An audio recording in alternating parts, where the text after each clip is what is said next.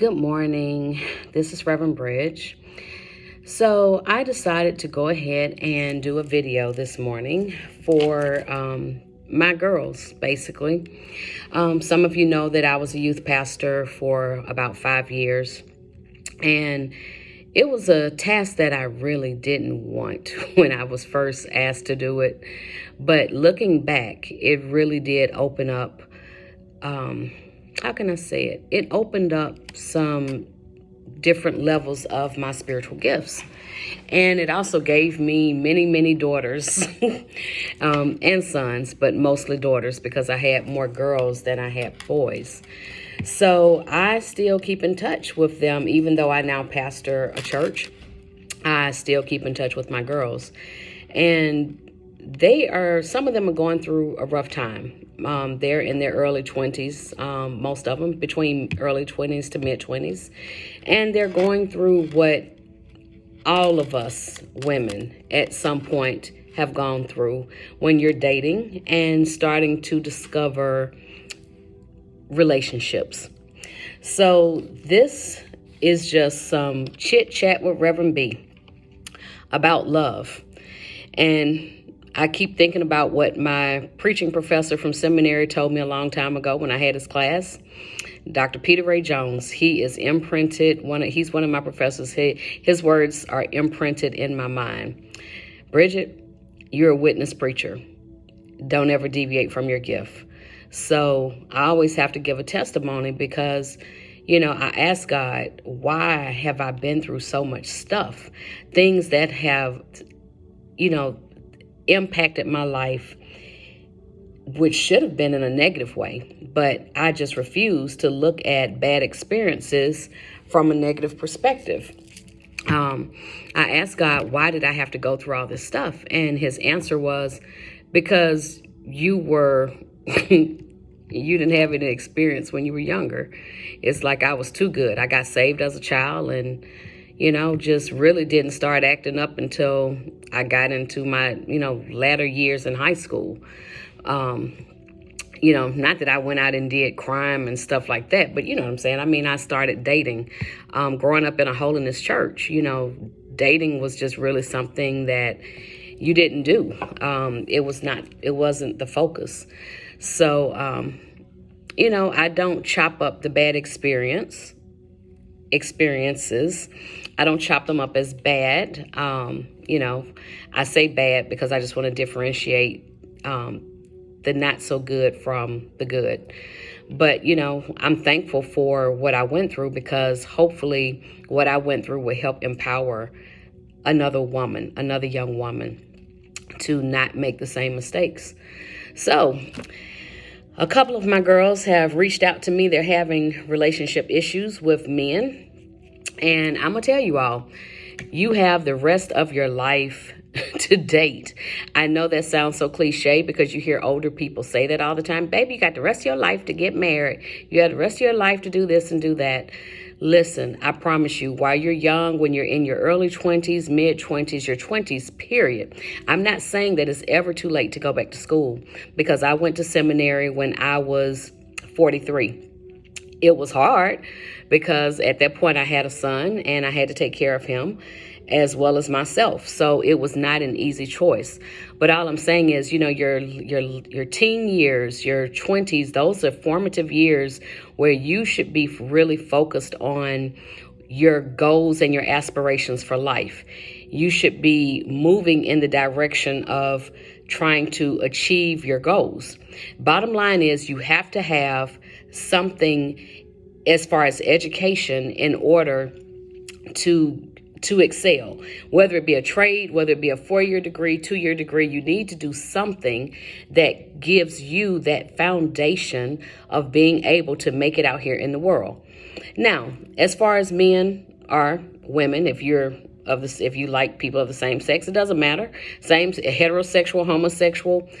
Relationships are relationships. They all have the same dynamic, okay? When you enter into a romantic relationship with somebody, when you're in a romantic relationship with somebody, so many times we end up doing it the wrong way. You have sex, before you really get to know the person.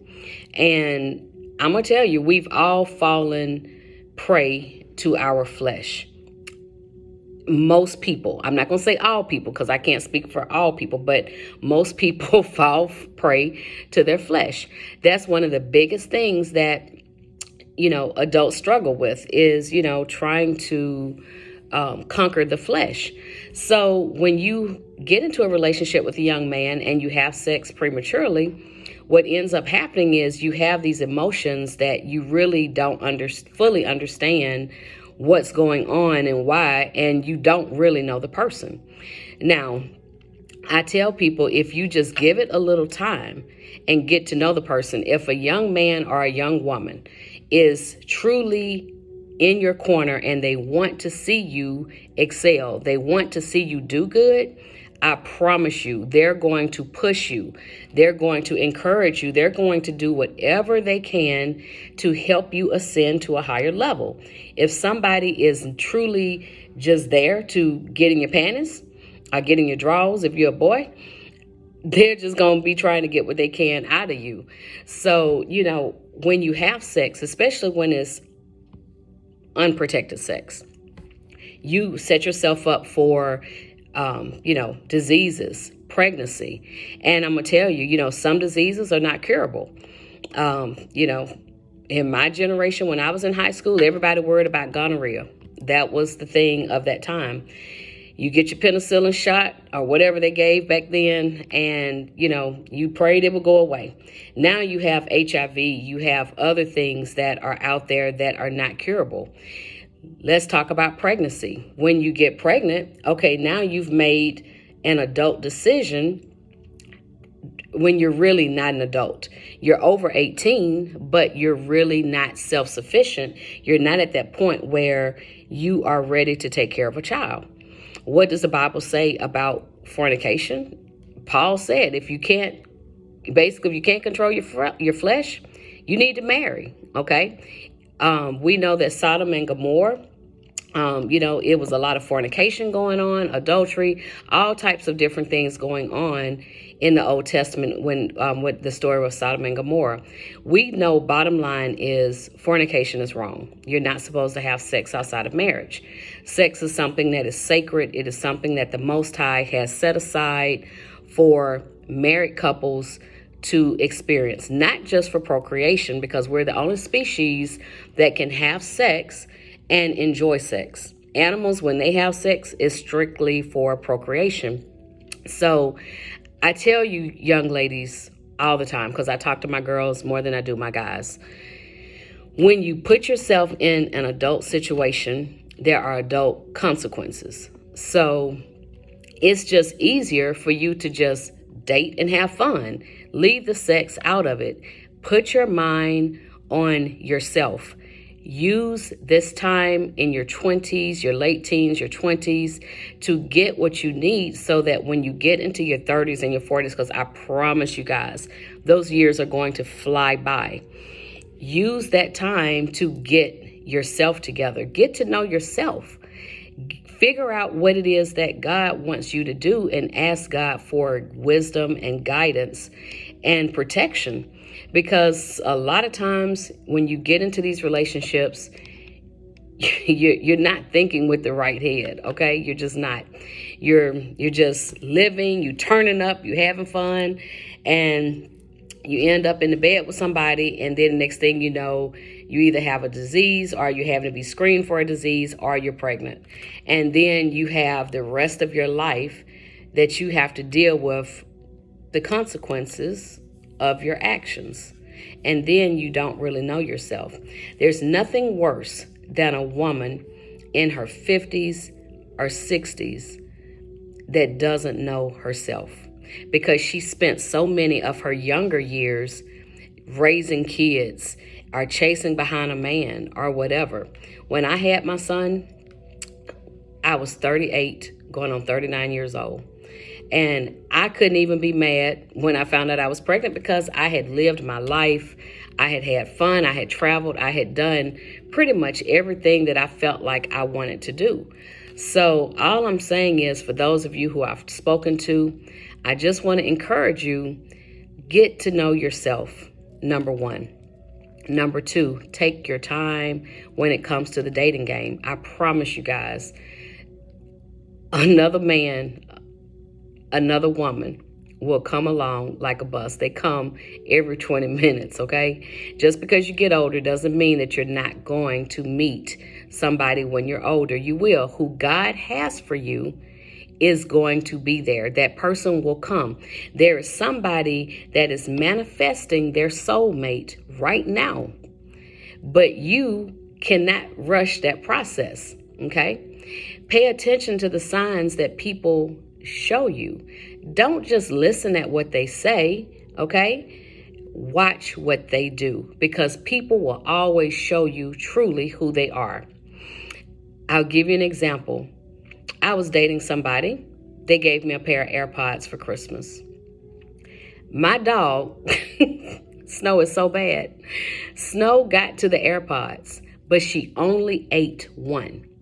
She ate the left AirPod. Now, I know some of you say, oh, the dog just ate one AirPod. You all, if you knew Snow, you would know that she tears up everything. So for her to not tear up the right AirPod, to me, it was like God was giving me a message.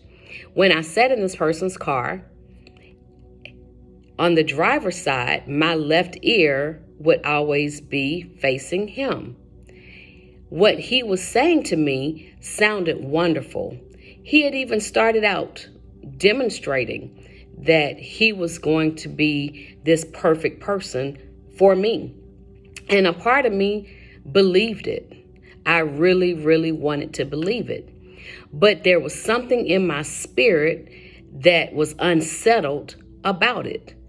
So when Snow ate that one AirPod on the left side, the one that goes in my left ear, the same ear that was facing him every time I got in his car, what it said to me was he was giving me half truth.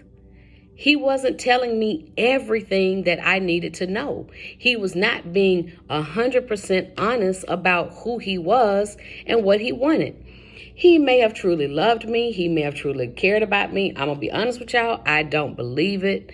But I'm just telling you, the one AirPod that got torn up, and Snow literally, when I saw that she had the AirPod, she literally had her paw over the AirPod like, don't listen to what this person has to say. I was pissed, of course, because they were AirPods by Apple. But at the same time, I had to look at the symbolism of what had occurred. It later came out that this person had not been totally honest with me. He tried to gaslight me. Gaslighting simply means that instead of a person taking responsibility for their wrongful actions, they will try to find something wrong with you and make you believe that you did something wrong or that you said something wrong so that it will justify them acting the way that they're acting. You all don't let anybody gaslight you, okay? I'm not saying that you're perfect because God knows I'm not perfect. I take responsibility for the things that I do wrong when I'm in a relationship. I constantly ask God to show me what needs to be fixed in me. But I'm telling you, people will gaslight you because they are not man or woman enough to say, hey, this right here is what I'm feeling, this is what I'm thinking, and I just feel like we should separate or whatever. People will try to hold on to a piece of you so that they can come back when they want to, okay? And you'll be sitting around thinking like, what did I do wrong? I mean, what happened here? It's not all you. Most of the times it's them. So don't waste your energy, don't waste your time trying to find out what is wrong with you when most of the times it's something wrong with them. Okay, we all have a spiritual journey that we're on. So many times when we're young, we spend so much time and energy trying to figure out why the other person has done what they've done, why they've said what they said, why they thought what they thought. Let me tell you all something. Don't waste your time. Don't waste your energy. Your life will be a lot more peaceful if you work on yourself. And I promise you, who God has for you, the person that is back there praying right now, that they are praying for the perfect, well, in their mind, the perfect wife or the perfect husband, that person is manifesting you right now. But you have to be prepared for that person when they come. I truly believe at my age that there is the perfect person out there for me. God told me that I would have somebody that would fit me, somebody that would be accepting of me and would love me unconditionally, the dirty parts of me as well as the righteous parts of me. They would understand me. They would be patient. They would know that I like to get my nails done, but at the same time, I'm crazy enough at 51 to still go climb a tree. So all I'm saying is I have enough faith and enough patience to know that God has that for me. He has the same for you. So don't rush the process. Don't make adult decisions when you're really not fully ready to be an adult. Enjoy your youth. Enjoy the time out there partying, talking to people, going out dating, having a good time. But I promise you all, leave sex out of the equation because it only brings emotions that you're really not ready to deal with. As I tell you all the time, if you want to talk to me, I am that person. I will talk about anything under the sun, anything. You all know that from when I was a youth pastor. So I encourage you all to email me, Reverend, that's spelled out, Reverend Bridge at gmail.com. If you want to check out my church, I do church I try to post all the services on our Facebook page, Georgetown Circuit, or if you just want to join us one Wednesday at 7:30 Eastern Time for Bible study, or Sunday mornings 11 o'clock a.m. Eastern Time for Sunday service. I do service over conference line as well as in person. You can dial that number 605-472-5485, and the access code is 927091. If you ever want to talk, I'm here. This is just a little chit chat with Reverend B. I hope it blesses somebody, and I hope it keeps you focused on you. You all have a blessed day.